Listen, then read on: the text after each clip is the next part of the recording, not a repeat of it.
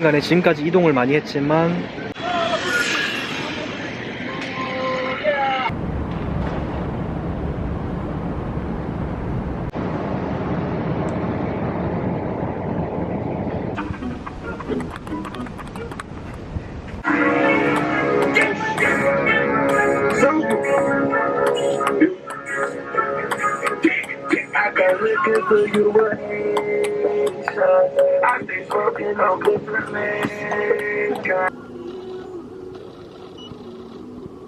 Make it short.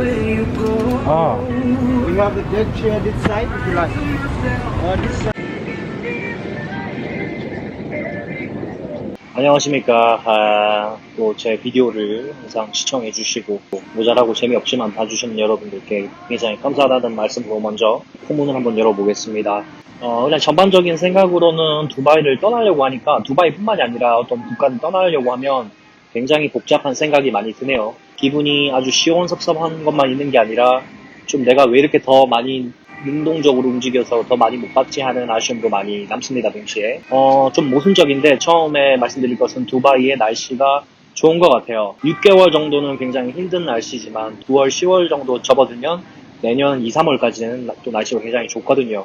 날씨가 좋으면 대부분의 빌라나 맨션, 빌딩에는 수영장, 풀이 있기 때문에 마음만 먹으면은 또 언제든지 몇 시간 연속으로 수영도 할 수 있고 굉장히 좋은 여건인 것 같습니다. 많이 덥더라도 그 집안에 있으면은 에어컨을 풀로 틀어놓을 수 있기 때문에 실내에서는 늘 항상 시원하고 밖에서는 6개월 정도만 피하면 굉장히 좋은 날씨.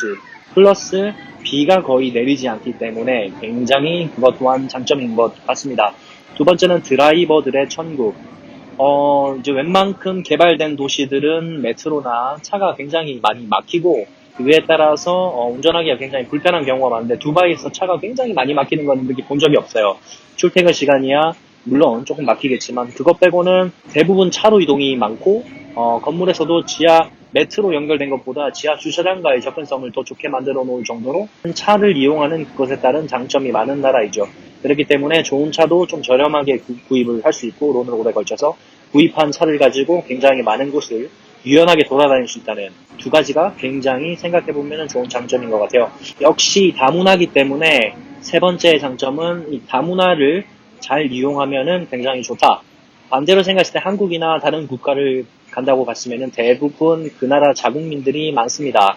물론 외국인들이 모여있는 곳이 있긴 하지만 사실 근데 여기는 웬만큼 어디를 가더라도 물론 이제 다수 인도, 파키, 필리핀이 많기는 하지만 그런 이외의 기타 사람들도 굉장히 뜬금없는 처음 들어본 나라의 사람들도 만날 수 있기 때문에 싱글이면서 또는 결혼을 했지만 이 점을 굉장히 잘 활용할 수 있다면 이런 환경인 나라가 의외로 많이 없기 때문에 굉장히 좋은 점이 아닌가 생각합니다.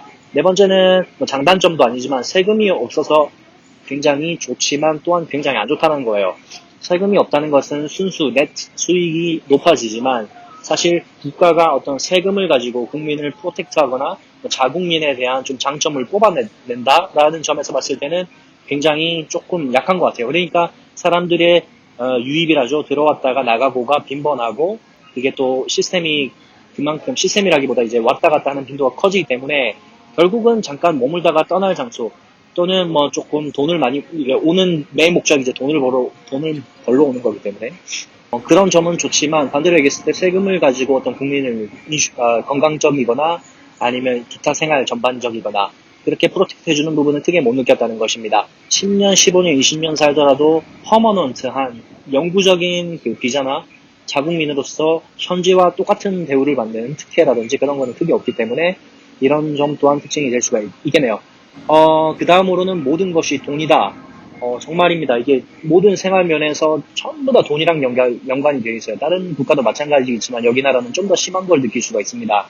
물론 당연히 어떤 서비스나 그런 것적인 측면에서 내가 서비스를 받았을 때 돈을 지불하는 것이 자본주의의 기본이지만 어떤 순간에도 다 돈이랑 많이 연결이 되어 있는 것 같아요.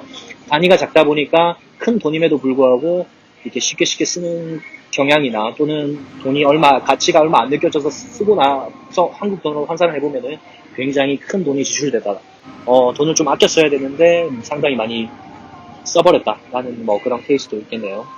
그리고 생활 전반적인 측면에서 봤을 때 빈부격차를 굉장히 많이 느낍니다. 이거는 좀 어떻게 보면은 감성적인 그 시점으로 보면은 굉장히 마음 아픈 곳인데, 예를 들어 한 엘리베이터를 탔는데 한 사람은 정말 그 빌딩을 소유할 만큼 뭐 돈이 굉장히 부를 축적하고 있는 사람 옆에 배달부가 타다든지, 정말 시급 한 푼 한 푼이 막 궁해가지고 국가에 이제 가족한테 보낼 돈도 빠듯한 사람이라든지, 뭐 그런 공간에 같이 느끼고 있다 보면, 굉장히 마음적으로는 좀 불편하고 좀 안쓰럽고 한 부분도 있지만, 사실 이게 자본주의의 뭐 기본 깔려있는 거기 때문에 동시에 자본주의에 대한 무엇보다 큰 공부가 되는 것 같아요. 뼈로 이렇게 살로 느끼니까.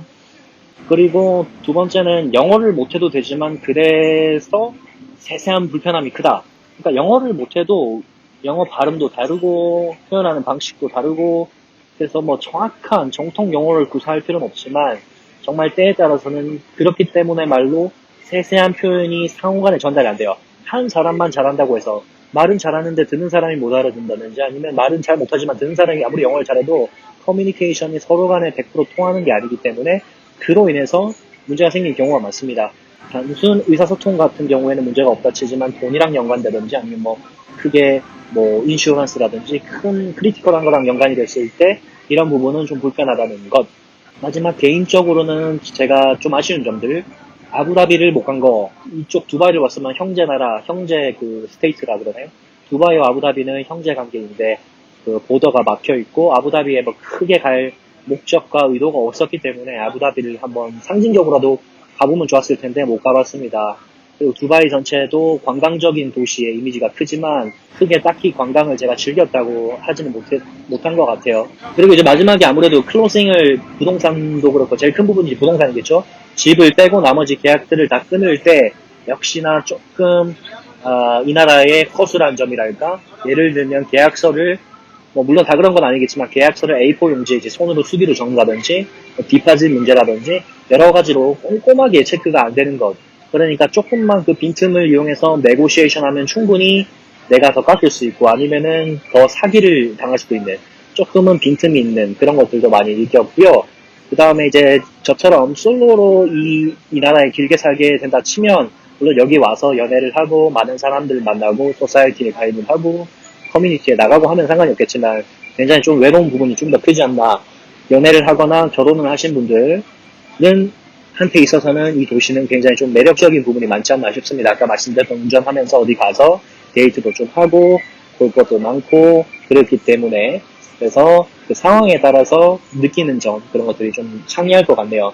그리고 2020년도에 제가 왔을 때 모든 스태프들이나 사람들 비중을 봤을 때 필리핀의 비중이 굉장히 높습니다. 한때는 중국인들도 많다고 들었는데 압도적으로 필리핀, 그러니까 로컬 사람 또는 필리핀이라고 할 정도로 필리핀 사람들이 굉장히 많이 분포되어 있고 일을 하고 있다는 것, 그런 것도 느꼈습니다. 전체적인 총괄해보면 조금은 능동적이고 이렇게 아기자기한 걸 좋아하는 것보다 조금은 여유 있고 드라이브해서 어디 캠핑을 간다든지 이런 컨셉을 좋아하시는 분들은 두바이가 전반적으로 좀 맞을 것 같다라는 생각을 해봅니다. 정말 마지막으로 제가 여기서 좀 준비했던 컨텐츠가 있는데 좀 제대로 찍지 못했던 것은, 첫 번째 현지인 인터뷰.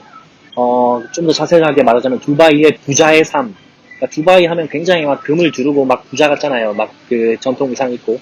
그런 사람은 한 명은 소개를 받거나 섭외를 해서 그 삶이나 가치관을 한번 찍어보고 싶었는데 안타깝게도 제 주변에는 없고 제가 또 못 만났습니다. 그러니까 그런 분들의 삶, 좀 부자라고 하는 소위 말하는 그런 사람들의 인터뷰를 좀 하지 못해서 좀 아쉬웠고, 두 번째는 정말 바보 같지만 정말 더울 때가 있었어요. 막 체감 50도 올라갈 때.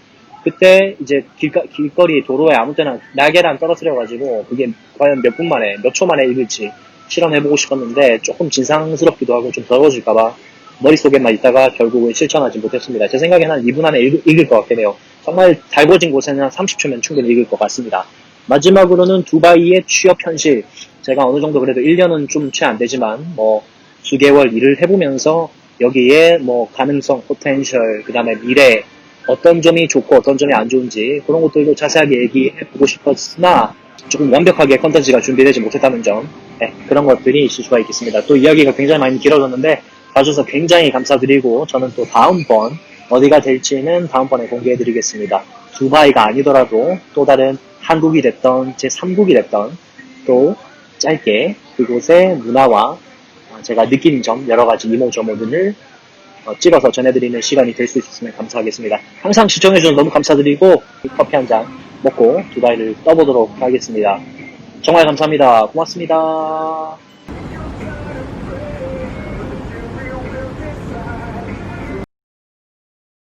그리고 개인적으로 좀 있었으면 좋겠다라고 하는 것은 한국식 치킨집, 분식집, 더는 바라지도 않습니다. 다른 맛있는 곳은 잘 찾아보면은 생각보다 많지만 분식이랑 치킨을 먹고 싶을 때 딱 땡기게 편리적으로 먹을 수 있는 곳이 없어서 그게 아쉽고, 두 번째는 스크린 골프장은 있지만 실내에서 한다는 어떤 스크린, 물론 찾아보면 있을 거예요. 제가 모르는 걸 뿐일 수도 있는데, 세 번째 코인 노래방, 가라오케가 없다는 것입니다.